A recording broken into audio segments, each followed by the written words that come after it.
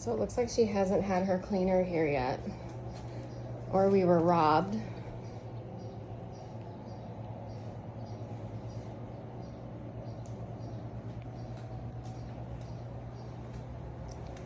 All the walls need to be painted.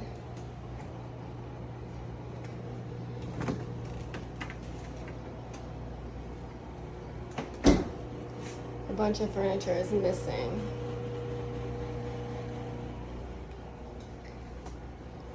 Apparently she hired a cleaner, so maybe they are on their way, because nobody can be this horrible of a person and leave this for someone.